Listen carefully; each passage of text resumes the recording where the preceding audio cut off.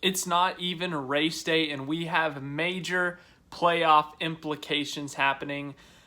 As I said, not on race day, on a Tuesday. Of course, Tuesday is usually the day that NASCAR releases its penalty report. If someone, gets an L1 or an L2 penalty and they get docked points for that, they failed the R&D center inspection, the whole teardown, or if there was something that happened over the weekend, fines. It used to be if you didn't have a lug nut tightened, it's a $10,000 fine for the crew chief, or more severe penalties like suspensions or points deductions.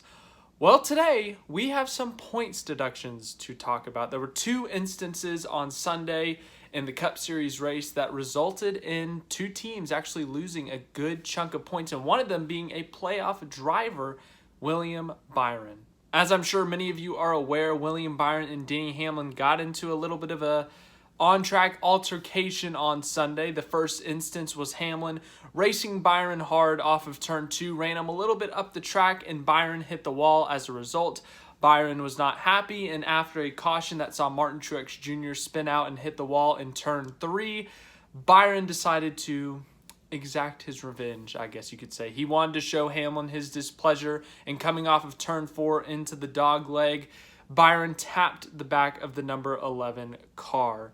Now, usually you see this. You see someone bump someone, just give them a little nudge to say, hey, I'm not happy. But with Byron's, he spun Denny Hamlin through the grass at Texas. If you do this during green, it's usually cool. It's usually good with if you spin someone out as revenge. But when you do it under caution, there's a penalty. And I honestly agree with him being penalized. The news is that William Byron has been fined $50,000. The team has been assessed with a loss of 25 driver and 25 owner points. So, it's such a dumb way to get penalized if you're William Byron. Yes, you're mad at Denny Hamlin. Yes, you want to get back at him for what he did to you. And I understand why Byron was upset. I think he has every right to be upset. But he spun him out under caution. I personally think that this should have been dealt with during the race, this penalty, and NASCAR said they weren't even watching it, which I thought was stupid of them to admit. But I personally think that Byron should have gotten a 1 or 2 lap penalty for that incident. He should have been parked, should have had some type of on-track penalty that would have damaged his result. He ended up finishing in the top 10. But instead, they wait till after the race and a 25-point penalty. It's not over the top. It's not like they did a full race penalty. But, if they did park him for a lap of 2, he would have lost probably 15, 20 spots. So 25 points, it seems about right. And honestly, as I said, it's kind of a dumb way for Byron to lose points. He had a really good car Sunday. He had stage points. He was a top 10, top 5 car. And he blew it. They blew it because he spun Hamlin under caution. And once again, they had literally just seen the cause of the caution right in front of them. Truex was leading. He wrecked in turn 3. Byron and Hamlin both went by the wrecked Truex as they approached the front stretch, and Byron spun him out. I know Byron didn't intentionally spin him out. He just wanted to bump him, hit his rear bumper to show his displeasure. But the fact of the matter is, he spun him out. It doesn't matter which way you spin this, pun intended. It doesn't matter which way you spin this. Like, Byron spun Denny Hamlin out under caution. There could have been medical crew, or there could have been workers working on the grass or on the infield, and Byron turns Hamlin, and it's suddenly a very dangerous situation. Luckily, no one was hurt. There was no one in harm's way, but, Larry McReynolds said it best in this next topic we're about to talk about. You can't just sit around saying what if forever until something happens, because you got to penalize for what ifs, because there could be bigger consequences. So William Byron shoots himself in the foot, basically, and costs his team 25 drivers and owners points. And here's what that does to the playoff grid. It is a major, major shift.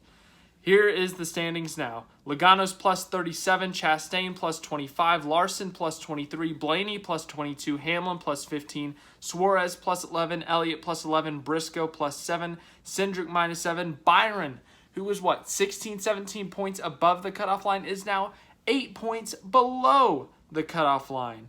Bell is now 25 points below, and Bowman is 26 points below. So a major shift in the points standings as we head to Talladega, already an unpredictable race, and you need as many points as you can heading into this race after Texas. And Byron had a good chunk of points, but without even being in the big one, Byron has lost all those points he gained. He is now 8 points below the cutoff line. Is that impossible to make up in 2 races? No, absolutely not. You can make that up in one stage.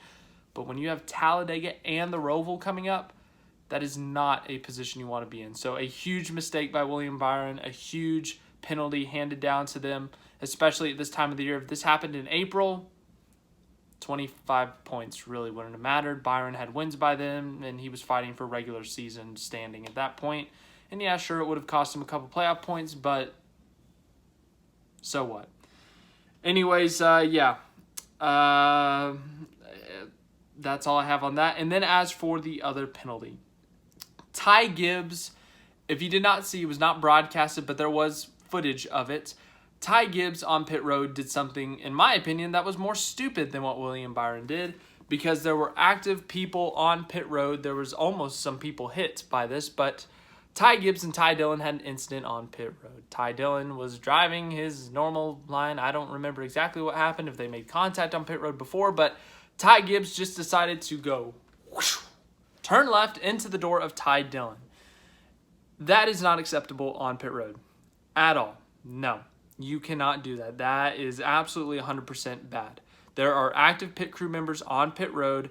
You are driving a 3,000, 3,500 pound car going 45, 50 miles an hour. If you hit someone with your car, it's going to hurt someone.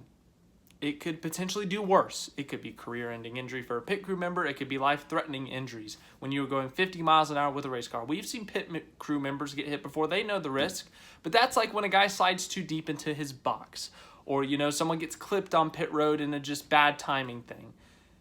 This is just pure stupidity by Ty Gibbs. I mean, he was driving in a straight line and just decided to completely swerve into Ty Dillon.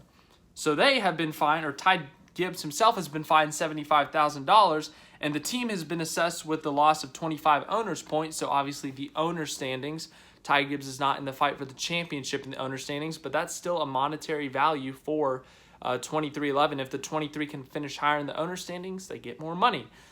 Well, Ty Gibbs just lost him 25 points because of that stupid move. I don't know what he was doing. I don't know what he was thinking. Larry McReynolds said it best, I think, this morning on the radio. He said, I don't care if you're 9, 19, 29, 39. I don't care if you're 99. You should know not to make that stupid of a maneuver on pit road when there are active pit members on the track. So, yeah, in my opinion, I think both of these penalties are deserved. I think Byron, his is obviously more impactful because he is in the playoffs fighting for a championship. Gibbs, you know, he's not fighting for a championship, but he got a higher fine and the owner's points. But for Gibbs, it could be a reputation thing. You know, he's 19 years old. He's looking at becoming a Cup Series driver. He's probably going to be driving the 18 next year. And, you know, you can't make these immature mistakes. You can make immature mistakes, yes, because you're young, but you can't do something that stupid. That's just bad. So Ty Gibbs has been punished. He actually released a statement. I think it was an apology, so let's read that real quick. He said, I want to apologize for what happened on pit road during the race Sunday. I have to have a better understanding of the situation and my surroundings. I'm thankful no one was injured and will learn from it. So pretty basic apology from Ty Gibbs, but he did own up to his mistake. He did apologize, which that is something big. You know, he could have not said anything or, you know, said, oh, this is stupid, they're overreacting, but he did own up to it, which is big. But yes, 2 big penalties today, one of them having championship implications in the drivers and owner standings. But yeah, both kind of dumb moves by the drivers, and they are being penalized, punished for their actions as it should be. So thank you for watching this video. As I said, not many videos this week. This news just happened to come out in the small window I have tonight that I can actually do a video. So I'm very thankful I was able to do this. But as for the rest of the week, I'm telling you, I don't know what I'm going to do. I'm going to be at Talladega for the weekend, for tomorrow. Going to be working at the track, so I don't know what all that entails, if I'm going to be able to get anything up, but I will try my best. Yeah, as for that, any other news that comes out, I may do a video. I don't know yet. So Thanks for watching. Sorry for all the chaos going on this week, but I'll try to be better in the future. So thanks again for watching.